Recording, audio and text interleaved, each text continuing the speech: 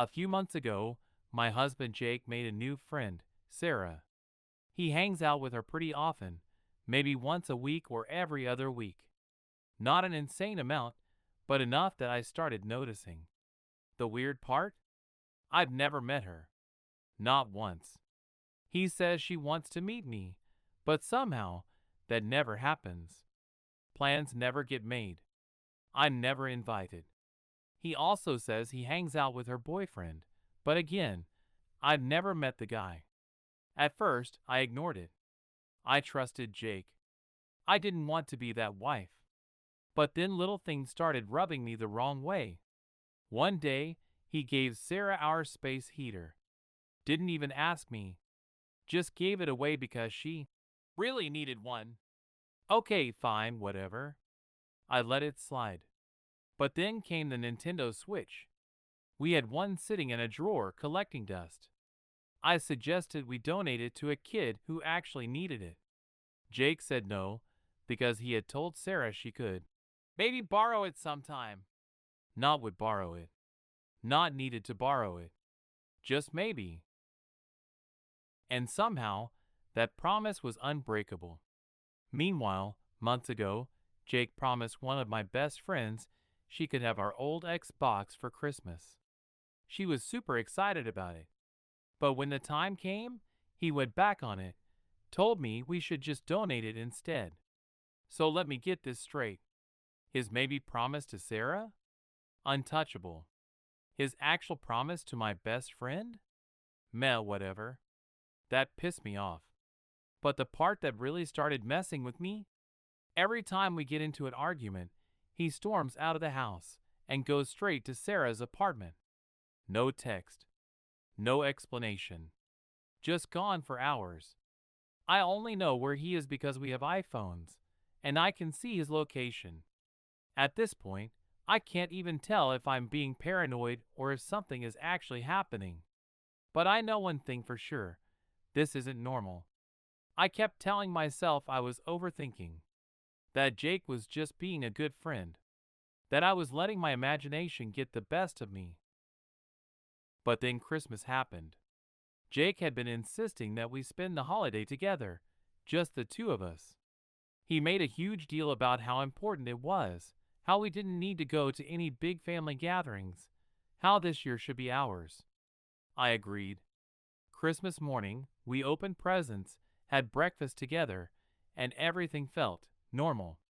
Then, less than 2 hours later, he was getting dressed, grabbing his keys, and heading for the door. "Where are you going?" I asked. "Oh, Sarah's having a Christmas party," he said casually. "I told her I'd stop by." I stared at him. "You just said you wanted to spend Christmas with me." "Yeah, and we did," he said, slipping on his shoes. "But I don't want to be stuck in the house all day." I sat there, stunned, as he walked out. He was gone the entire afternoon and evening. Never texted. Never checked in. Just vanished into her plans after making such a big deal about spending Christmas with me. When he got back that night, I was already in bed. He climbed in next to me like nothing happened. I didn't say a word. But the next morning, I decided I had had enough. I confronted him about everything: Sarah, the fights, the storming off to her apartment, the favoritism, Christmas. I told him flat out that I was uncomfortable. His response? He swore up and down that nothing was going on. That she was just a friend. That I was reading too much into things. Then, as soon as we finished talking, he went straight to Sarah and told her everything. I only found out because later that day, I overheard him on the phone with her, going over every single thing I had said. "She's just being paranoid," he muttered. "I don't know how to make her understand that we're just friends." My stomach twisted. This wasn't just a friendship. This wasn't just me overreacting. Something was wrong. After overhearing that phone call, something in me snapped. Jake wasn't just defending his friendship with Sarah. He was reporting back to her like she was the one he had to keep happy. I felt sick. I didn't say anything right away. I needed to see how far this would go, how deep his loyalty to her really ran. And it didn't take long to find out. The next morning, I mentioned wanting to meet her. I figured if they were just friends, there was no reason for him to avoid introducing us. She wants to meet you, he said quickly, like he already had an excuse prepared. We just haven't had the time to set something up. Okay, I said. Let's make time. He hesitated. I'll talk to her and see when she's free. He never brought it up again. A few days later, I tested him again. So what do you guys even talk about? I asked casually. He shrugged. Just stuff. Work, life, whatever. Anything you haven't told me? He froze for half a second, barely noticeable, but I caught it. Then he laughed. You're acting like I have some secret life with her. I didn't laugh, because that's exactly what it felt like. Then came the final straw. Sarah broke up with her boyfriend. Jake didn't tell me. I had to find out from someone else, a mutual friend who casually mentioned it like I already knew. And when I confronted Jake, "Oh yeah, she broke up with him a few nights ago," he said like it was nothing. I stared at him. And you weren't gonna tell me? He looked genuinely confused. Why would I? I wanted to scream. Sarah was single now.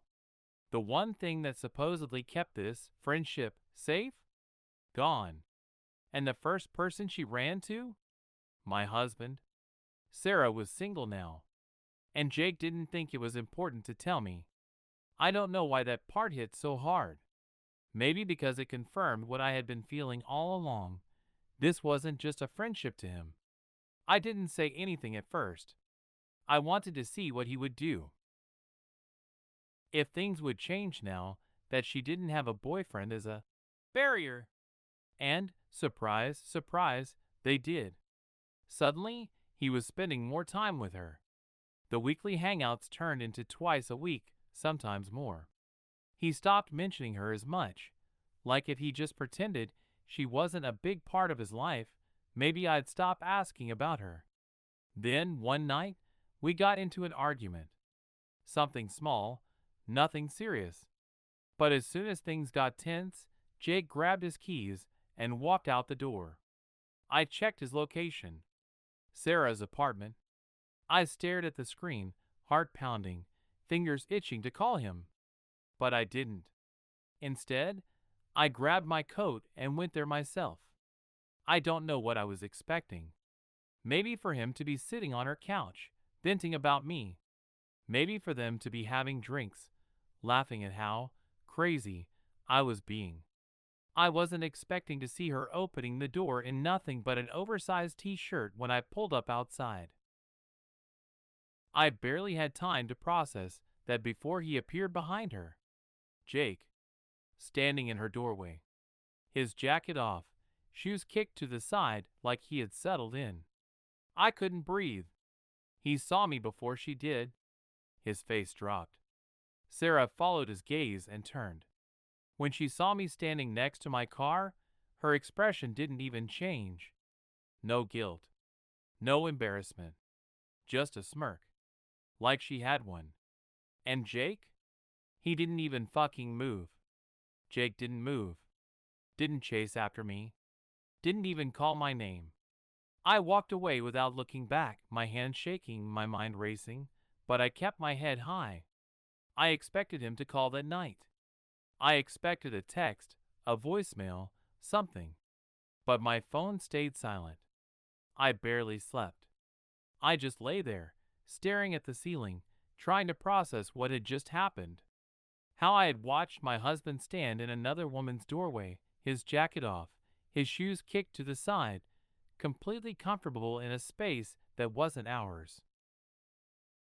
And worse, how he had let her smirk at me like I was the other woman in my own marriage. Morning came, and still, nothing. By noon, I was pacing the living room, half waiting for the knock on the door, the apology, the desperate attempt to fix things.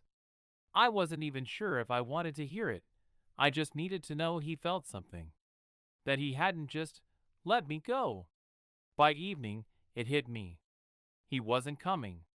He wasn't calling. He wasn't doing anything. It was like I had just vanished from his life, and he was perfectly fine with that. I sat down, heart pounding, staring at my phone. Maybe he was waiting for me to reach out. Maybe he thought I needed space. Maybe he was just as lost as I was. So I gave in. Me? Are we going to talk about this? I put my phone down, waiting. But minutes turned into hours. No response. I went to bed, telling myself maybe he was asleep. Maybe he was working through things in his own way. But when I woke up, my message was still unread. A full day passed. Then another. Nothing. He had just forgotten me. Like I had never existed. Like I had never been his wife. Like the last 2 years of our lives together had never happened. I felt sick. I checked his location, something I hadn't done since that night. It was still on, still sharing.